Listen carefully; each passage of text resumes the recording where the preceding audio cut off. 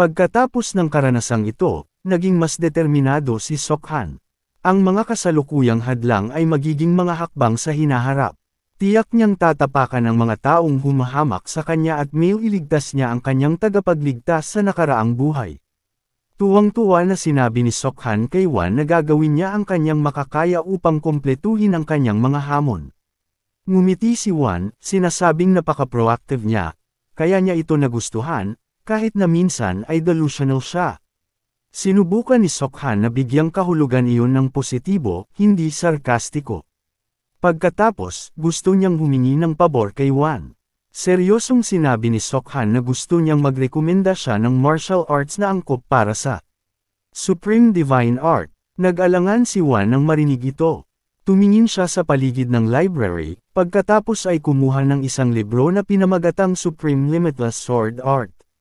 Ibinigay ni Wan ang libro kay Sokhan, sinasabing iyon ang kanyang hiniling. Tiningnan ni Sokhan ang libro ng may pag-aalinlangan, nagtataka kung masyado itong luma at sira-sira, lalo na dahil kalahati itong punit. Sa kabila ng kanyang mga pagdududa, pinili ni Sokhan na magtiwala kay Wan, sinasabi sa kanyang sarili na dahil inirekomenda niya ito, dapat itong mapagkakatiwalaan. Mahinang sinabi ni Wan na malubha itong nasira kaya sa simula ay tinanggihan niya ito, ngunit hindi niya ipinaliwanag kung bakit. Nagtataka si Sokhan at nagtanong kung katulad ito ng martial arts ng bata na nagmula sa demonic cult, na magiging problema. Masayang sinabi ni Wan na siya ay mula sa isang prestihiyosong sekta kaya hindi niya maaaring matutunan ang demonic cult martial arts at alam niya iyon kaya hindi siya dapat mag-alala. Bukod dito, sa panahong ito, walang makakakilala nito dahil lahat ito ay mga sinaunang martial arts secrets. Magalang na yumuko si Sokhan bilang pasasalamat kay Wan. Nagulat si Wan sa kanyang kaibig-ibig na ugali, ngunit panandalian lamang iyon. Mabilis niyang natapos ang proseso ng paglipat ng Supreme Limitless Sword Art kay Sokhan, tulad ng dati. Agad na naramdaman ni Sokhan ang matinding sakit ng ulo, ngunit pagkatapos ng unang pagkakataon, nakayanan niya ito. Tunay na ang pakiramdam ng pagpasok ng kaalaman sa kanyang ulo ay hindi mailalarawan na hindi komportable. Matapos matanggap ang lahat ng Supreme Limitless Sword Art, nagulat na bulalas ni Sokhan, talagang kamangha-mangha. Ano ang pangalan nito? Inulit ni Wan, Supreme Limitless Sword Art, at ipinaliwanag pa ang pinagmulan nito. Humigit kumulang 150 taon na ang nakalipas, ito ay isang walang kapantay na martial art na kilala bilang number 1 under heaven. Nagliwanag ang mga mata ni Sokhan nang marinig na ito ang number 1 under heaven, martial art, ngunit bigla niyang naramdaman na may mali.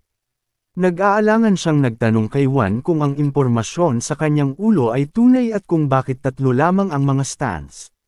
Ngumiti si Wan, sinasabing sinadya niyang paghiwalayin ang mga ito, na lalong nagpagulat sa kanya. Ipinaliwanag ni Wan na ang Supreme Limitless Sword Art ay orihinal na nakaimbak sa ikalawang palapag. Kaya upang maiwasan ang mga pagtutol ng manager ng ikalawang palapag, binigyan lamang niya siya ng isang bahagi nito. Walang emosyon na nagtanong si Sokhan kay Wan kung bakit siya masyadong mabait sa kanya. Ngumiti si Wan, sinasabing maaari niyang ituring ito bilang isang maliit na regalo para sa unang gumagamit sa loob ng 100 taon. Taos-pusong pinagsiklap ni Sokhan ang kanyang mga kamay upang magpasalamat kay Wan. Nagsisisi na sinasabing siya ay lubos na nagpapasalamat at hindi alam kung paano babayaran ang kanyang kabaitan. Masayang sinabi ni Wan na magiging maganda kung lahat ay katulad niya. Nang makita si Sokhan na nagtataka, mabilis na ikanaway ni Wan ang kanyang kamay, sinasabing iniisip lamang niya ang gumagamit sa kanyang harapan. Nag-cruise ang kanyang mga braso, nagmumukhang galit, sinasabing ang taong iyon ay mayabang at walang modo, malaki at malakas lamang. Habang natatapos magsalita si Wan, biglang lumitaw ang isang spatial rift. Nagulat na nakatitig si Sokhan sa kakaibang pangyayari. Sa kabilang banda, tila inaasahan na ito ni Wan, humiikbi at sinasabing, speaking of the devil, upang makita ang isang matangkad na figure na may makapal na buhok na tumagos sa espasyo. Umungal siya, tinatawag si Wan, nagtatanong kung ano ang sinabi niya. Ang malamig na boses ay nagpadala ng panginginig sa gulugod ni Sokhan. Bukod dito, naramdaman niyang kakaiba ang pamilyar sa taong ito. Bago makilala ni Sokhan ang taong ito, ikinaway ni Wan ang kanyang kamay at sinigawan siya, sinasabing huwag basta-basta magbukas ng mga portal at itinulak siya palabas ng espasyo ng library. Pagkaalis niya, naglakas loob na magtanong si Sokhan kay Wan, nagtatanong kung sino ang taong iyon. Nahihiyang sinabi ni Wan na paminsan-minsan lang siyang lumalabas at hindi niya ito dapat pansinin. Agad pagkatapos, ipinaalam ng library kay Sokhan na tapos na ang kanyang oras sa martial arts library. Sinubukan ni Sokhan na magtanong ng ilang karagdagang tanong, ngunit bago siya makapagsalita, bumalik na siya sa training ground. Tiningnan ni Sokhan ang eksena sa harap niya, nakaramdam ng kaunting pagkadismaya.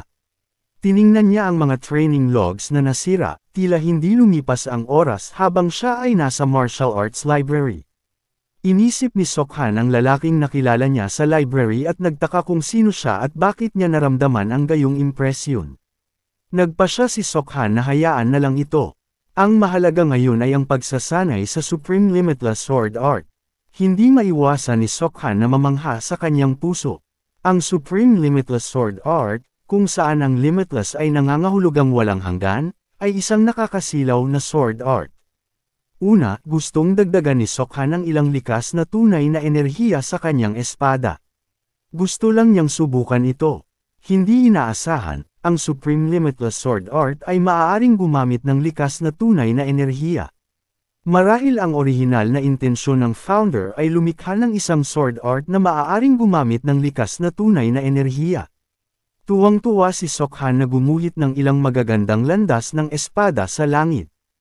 Inisip niya na marahil ang intensyon ng founder ay lumikha ng isang sword art na gumagamit ng likas na tunay na enerhiya, kaya naman napakatugma ng likas na tunay na enerhiya. Sinimulan ni Sokhan ang pagsasanay sa unang stance, ang Limitless Heaven Return. Ang unang anyo na ito ay ginagamit upang takpan ang isang tiyak na espasyo at alisin ang anumang atake sa lugar na iyon. Susunod, gustong subukan ni Sokhan ang pangalawang anyo, ang Limitless Heaven Suppression.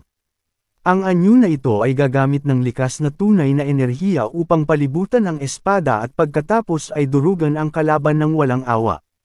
At sa wakas, ang ikatlong anyo. Itinuro ni Sokhan ang espada sa langit. Ang pangalan ng ikatlong anyo na ito ay Limitless Heaven Observation. Nakita lamang na ang kapangyarihang inilabas ng galaw na ito ay tumagos pa sa isang makapal na pader na bato na may 10th layer. Kahit si Sokhan ay hindi inaasahan na ang galaw na ito ay magiging napakalakas. Mabilis niyang natanto na ito ay projectile energy. Tuwang-tuwa si Sokhan na lumapit upang suriin ang maliit na butas. Talagang naglunsad siya ng projectile energy attack. Masayang nagbunyi si Sokhan sa kanyang puso, 3 buwan pagkatapos matutunan ang Supreme Divine Art, nagawa na niyang gumamit ng projectile energy. Genius ba talaga siya? Biglang naalala ni Sokhan ang spirit pill na ibinigay sa kanya ni Wan, ngunit ang paggamit ng projectile energy ay hindi lubos na nakadepende sa spirit pill, kaya hindi siya sigurado tungkol dito. Nagpasya si Sokhan na subukan muli. Itinuro niya ang kanyang espada at sinimulan ang Limitless Heaven Observation Form, ngunit nanatiling tahimik ang dulo ng espada nang walang anumang pagbabago. Nagmukhang tulala si Sokhan. Ikinaway niya ang kanyang espada ng tuloy-tuloy, ngunit walang Limitless o Heaven Observation na nakita. Mahigpit na hinawakan ni Sokhan ang espada sa kanyang kamay. Gusto niyang ulitin ang parehong galaw tulad ng dati. Gayunpaman, sinigawan ni Sokhan ang kanyang sarili hanggang sa masakit ang kanyang mga braso, ngunit hindi pa rin niya magawa ang nagawa niya dati. Bumagsak si Sokhan sa lupa sa pagod. Nagtaka siya kung talagang nagawa niya ito kanina. Hindi ba talaga siya genius? Nagamit niya ang lahat ng iba pang anyo, bakit ang ikatlong anyo lang ang ganito? Biglang may naisip si Sokhan. Natanto niya na ang tatlong anyo ay may magkakaibang kapangyarihan ngunit magkakaugnay. Hindi ba ito kakaiba? Tila natagpuan ni Sokhan ang susi. Nakaisip siya ng dalawang dahilan. Ang isa ay upang pag-iba-ibahin ang tatlong anyo o ang dalawa ay ang lahat ng tatlong anyo ay isang galaw. Ang Limitless Heaven Return ay ginamit upang gabayan ang force. Ang Limitless Heaven Depression ay ginamit upang makaipon ng force, at ang Limitless Heaven Observation ay ginamit upang kontrolin ang force. Tunay nga, tama si Sokhan. Natanto niya na ang Supreme Limitless Sword Art ay malinaw na isang malaking pinagmumulan ng enerhiya. Napalunok si Sokhan. Kung totoo ang kanyang iniisip, tiyak na may lalabas niya ang ikatlong anyo sa pagkakataong ito. Huminga ng malalim si Sokhan, ngunit bago niya masigaw ang Limitless Heaven Observation, dumating si Guard Wo. Nanginginig sa galit si Sokhan. Inosenteng sinabi ni Guard Wo, hinahanap kita. Nakilala mo na ba ang Master? Naputol si Sokhan at walang mapuntahan ang kanyang galit. Nagngangalit ang kanyang mga ngipin at sinabi ko sa iyo na huwag mo akong tawagin maliban kung apurahan o mawawalan ako ng pasensya. Naguluhan si Sokhan sa banta ng kanyang batang master. Nauutol niyang sinabi na dahil may gustong makipagkita sa batang master. Nagulat si Sokhan nang marinig ito. Napakaraming gustong makipagkita sa kanya ngayong gabi. Ngumiti si Guard Wo at sinabi, sa pagkakataong ito, si Batang Master Ham Ang Wo ang nasa likod ko. Pagkarinig ni Sokhan sa pangalang Ham Ang Wo, natakot siya at namutla. Sa kanyang nakaraang buhay, walang kontak si Sokhan kay Ham Ang Wo, ngunit nakarinig lamang ng ilang chismis tungkol sa kanya sa mga tavern. Ang dahilan kung bakit kilala siya ni Hassan ay dahil kilala siya bilang tagapagpatupad ng Ha family, kilala rin bilang Rosa Sword. Karaniwan, ang titulong ito ay mas angkop para sa heretical demonic cults. Ngunit natanggap ito ni Ham Ang Wo dahil ang mga Hirtiko na pumatay sa kanyang nakababatang kapatid ay pinatay lahat.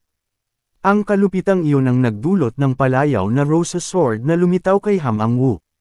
Maraming chismis tungkol kay Ham Ang Wo, ngunit ngayon, ang Rosa Sword ay lumitaw sa harap ni Sokhan.